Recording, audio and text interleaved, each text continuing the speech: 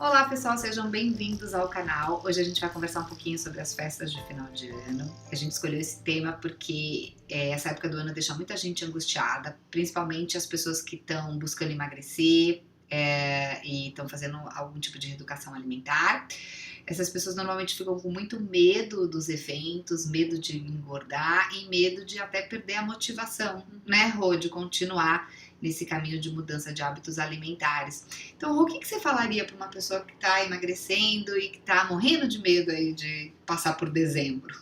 Eu acho que primeiro é fazer uma reflexão, né, sobre essa data, né, quão importante o simbolismo da data, né, que é um momento de confraternização, né, de compartilhar carinho, amor, né. Acho que isso é bastante importante, porque muitas pessoas, elas ficam tão mergulhadas nesse objetivo de emagrecimento que no momento tão especial lá, no momento da ceia, né, só ficam pensando o que comer, o que não comer, eu posso, eu não posso, né, e isso vai gerando uma angústia muito grande na pessoa, né.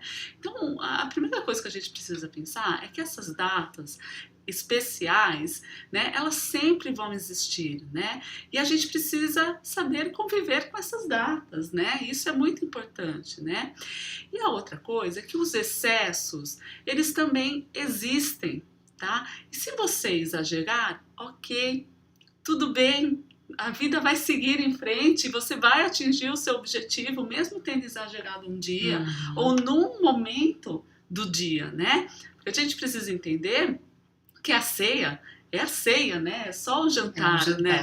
Então, se no dia seguinte você retomar o café da manhã, o almoço, a sua rotina alimentar, dentro do que você está se propondo, você vai chegar lá, né? O problema do excesso é quando ele é frequente.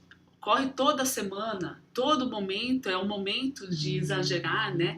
Aí sim é o momento de você se preocupar e falar, opa, aqui é algo que eu preciso trabalhar melhor, né? Mas no Natal, na ceia de Natal, fica tranquila, tá tudo certo. Não né? é isso que vai estragar nenhum processo de emagrecimento. Não é. Agora, evidentemente que tem algumas dicas que eu posso dar para você, né? Primeiro, eu acho que o mais importante quando a gente pensa em alimentação é o planejamento. Isso não só no evento como o Natal, mas sempre, né? Toda semana a gente precisa pensar nesse planejamento, né? Por quê? Porque a gente consegue controlar o tamanho desse excesso. Então eu sei que naquele momento, às vezes é até inevitável fugir um pouquinho do que da sua rotina, porque o Natal nem é mais rotina, evidentemente que você vai poder sair um pouquinho, né? Mas existe o exagero controlado e aquele exagero desmedido, assim, que realmente perde total controle sobre os alimentos, né? Então, em vez de comer um pedaço de sobremesa, sim, você pode comer a sobremesa, vai querer comer todas as sobremesas que vão estar disponíveis, ou um pedaço de bolo não vai satisfazer, vai ter que comer 3, 4, aí sim é o momento de parar e falar, não, isso não é o mais adequado, né? Então, por exemplo, você chega na ceia, no jantar, faça um prato como se fosse uma refeição, né? Permita, olha, eu vou comer o salpicão, o tender, né? Enfim, o arroz com a uva passa, né? Esses alimentos muito típicos do Natal e também vou me permitir comer a sobremesa, né?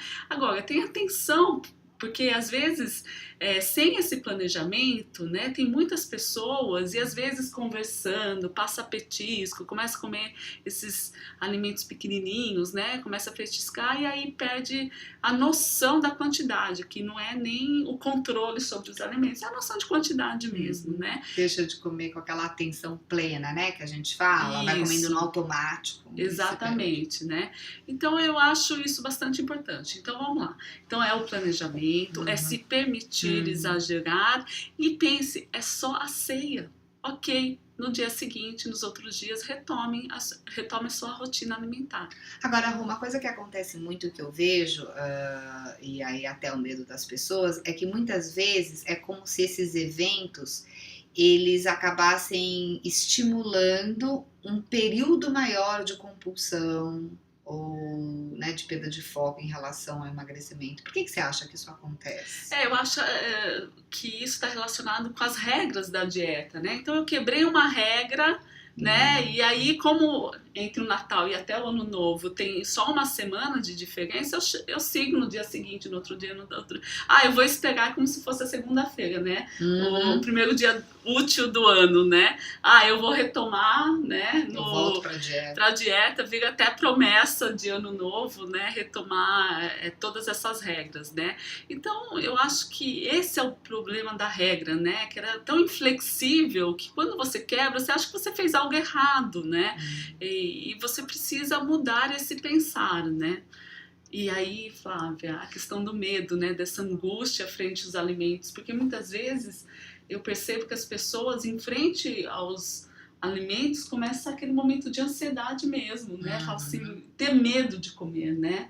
Como lidar com esse momento, né? É que eu acho que esse medo diante do alimento vem muito esse medo da perda do controle. Só que a gente tem que entender que por trás da perda de controle tem algumas crenças, alguns pensamentos que acabam sendo estimulados por essa situação. Então, um deles, eu acho que é isso que a gente estava conversando, né? Que é o famoso já que eu comi muito agora, ou já que eu passei um tempão emagrecendo pro Natal e não podia comer nada agora, então eu vou comer para compensar aquele sofrimento. Então é muito que a gente fala, né, daquela dicotomia. Então ou eu tô dentro das regras direitinho, certinho, sem comer nada, ou eu tô comendo compulsivamente. Eu acho que o medo às vezes é desse nosso lado que vem compensar essa falta surgir e tomar conta da gente.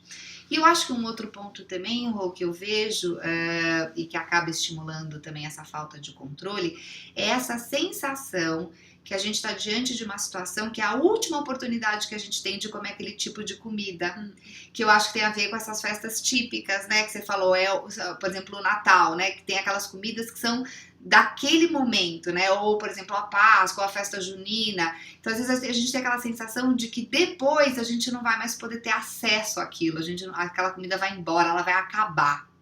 E para algumas pessoas esse tipo de pensamento gera uma angústia muito grande e gera um comer compulsivo, como se a gente estivesse tentando fazer estoque de comida para não passar vontade depois. Então, se eu comer bastante, né, doce agora, na segunda-feira, quando eu voltar para dieta, eu não vou sofrer, eu não vou sentir vontade. Que não acontece, que né? é uma ilusão, mas acaba sendo algo instintivo. Então, eu acho que é como se a gente tivesse que voltar um pouquinho e conversar com a gente para tentar aplacar essa angústia, né? E mostrar pra gente que a comida não vai acabar, que se um dia a gente tiver vontade de comer tender em março, a gente pode abrir o Google, encomendar, aprender a fazer essa receita, né? Ou de repente um panetone, né? Que é uma coisa muito específica.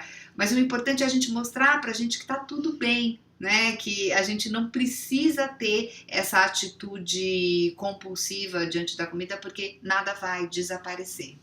E o que eu queria muito expor aqui, né, é a regra do que comer, né, o que eu posso comer. Na verdade, essa regra é tão pessoal, né, você pode comer o que tiver lá na sua ceia, né. O que você gostar, né, o que você gostar, claro, né.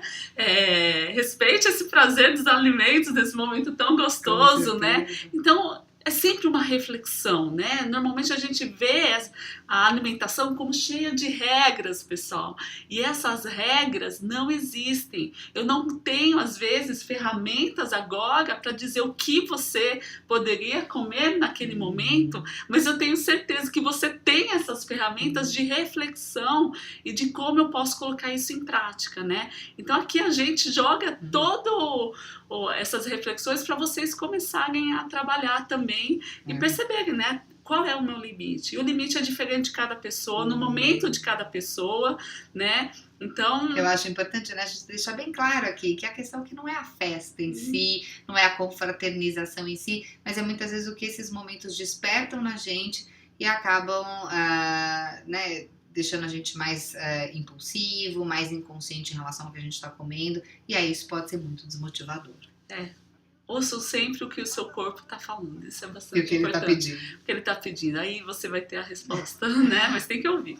Então é isso, né, pessoal? Eu agradeço demais vocês estarem aí vendo esse vídeo e até uma próxima oportunidade, até o próximo vídeo. Tá? Ok, pessoal, um abraço, até mais. Tchau.